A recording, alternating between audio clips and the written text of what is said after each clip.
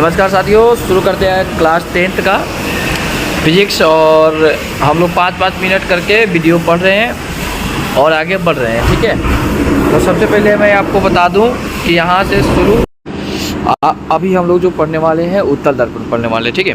तो सबसे पहले आपको बताया गया है कि यहाँ पर उत्तल दर्पण में प्रकाश का परिवर्तन अब हम लोग पढ़ने वाले हैं, ठीक है। तो चलिए, जब प्रकाश की किरण मुख्य अक्ष के समांतर, ये पॉइंट लिखा गया है कि क्या होता है, आपतित होती है तो दर्पण से परिवर्तन होने के बाद परिवर्तित किरण है ना मुख्य फोकस से निकलती हुई प्रतीत होती है। यहाँ पर फिगर भी बनाया गया है, ये इम्पोर्टेंट नहीं है, इसके लिए आगे देखते हैं। और दूसरा पॉइंट यहाँ पर लिखा हुआ है, जब प्रकाश की किरण मुख्य फोकस पर आपतित होती है तो दर्पण होने के बाद परिवर्तित किरण मुख्य अक्ष के समांतर लौट जाती है।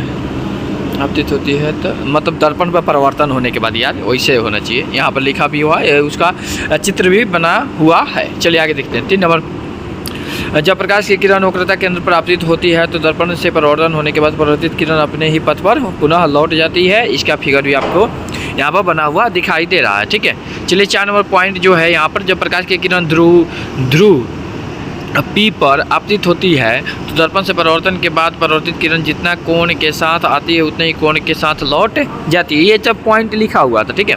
आगे चलते हैं। यहाँ पर जो प्रतिबिंब बनता है कि कैसे बनता है, कि मान लीजिए, अब बकवास करने का टाइम नहीं है मेरे पास, चलिए इसको हम लोग डायरेक्ट देखते हैं।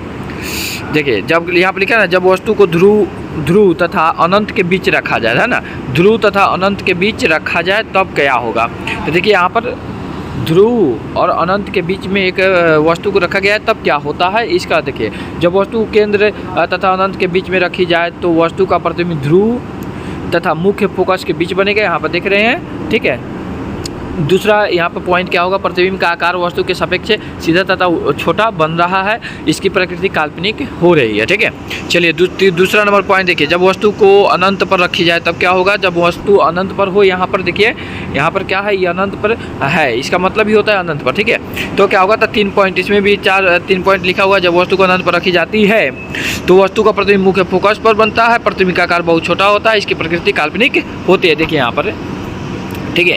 अब चलिए यहाँ पर इस इम्पोर्टेंट चीज़ है सर, इसको थोड़ा सा आप बेहतर ढंग से देखिएगा, है ना। ये आपको क्या करना है, इसका स्क्रीनशॉट लेते जाना है और बढ़ते जाना है। देखिए यहाँ पर गोलीय दर्पण वक्रता त्रिज्या तथा फोकस दूरी में संबंध R=2f, ये आता है 5 नंबर में, ठीक है। आपको सिर्फ रिवीजन करना है, ठीक है। चलिए यहाँ पर देख लीजिए, इतना दूर आप पहले क्या कीजिए, यहाँ पर, हाँ, इतना दूर स्क्रीनशॉट लीजिए, उसके बाद यहाँ पर इतना दूर आप स्क्रीनशॉट लीजिए, हो गया। अब इसको आप बढ़िया से कॉपी पकड़ के और बढ़िया से देखते रहोगे। चलो आगे देखते हैं। यहाँ पर अब चिन्ह परिपाटी है, तो चिन्ह परिपाटी को हम लोग देखते हैं कि चिन्ह परिपाटी किसी गोलीय दर्पण में वस्तु की प्रकृति बतलाने के लिए जिस परिपाटी का प्रयोग किया जाता है उसे चिन्ह परिपाटी कहते हैं, है ना। यहाँ इसको इस वाला जो दिख रहा है आपको, ये वाला फिगर, इसको भी आपको स्क्रीनशॉट लेना है। उसके बाद इसका पॉइंट देख लीजिए, गोलीय दर्पण के ध्रुव मूल बिंदु के भांति कार्य करता है। ध्रुव से दाएं ओर की दूरी सदैव धनात्मक होती है, ध्रुव से बाएं ओर की दूरी सदैव ऋणात्मक होती है, ध्रुव से ऊपर की दूरी सदैव धनात्मक होती है, ध्रुव से नीचे की दूरी सदैव ऋणात्मक होती है। इसको भी आपको याद करते चलना है। सिर्फ इसको क्या करना है सर, इसको आपको रिविज़न कर रहे हैं, ये क्या कर रहे हैं, रिविज़न, है ना। चलिए आगे देखते हैं हम लोग। अवतल दर्पण में चिन्ह परिपाटी के यहाँ पर पढ़ लेते हैं। अवतल दर्पण की मुख्य फोकस दूरी एक वक्रता त्रिज्या R तथा वस्तु की दूरी सदैव ऋणात्मक होती है। 2 नंबर पॉइंट, अवतल दर्पण की प्रतिबिंब की दूरी धनात्मक तथा ऋणात्मक दोनों होती है, यहाँ पर बताया गया है। अवतल दर्पण में वस्तु की ऊंचाई तथा प्रतिबिंब की ऊंचाई समान होती है।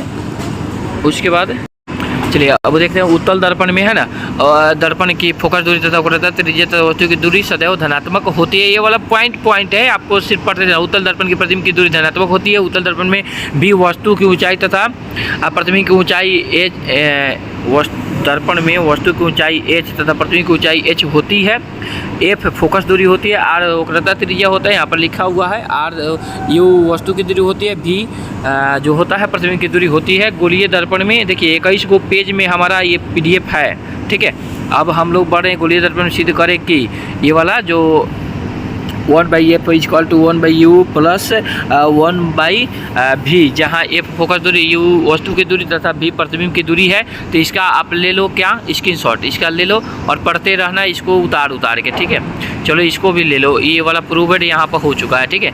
आगे चलते हैं। आवर्धन m का मान है, आवर्धन बराबर वस्तु की दूरी तथा प्रतिबिंब की दूरी के अनुपात को आवर्धन कहते हैं। आवर्धन को m द्वारा सूचित करते हैं, इसको भी आपको याद रखना है, ठीक है।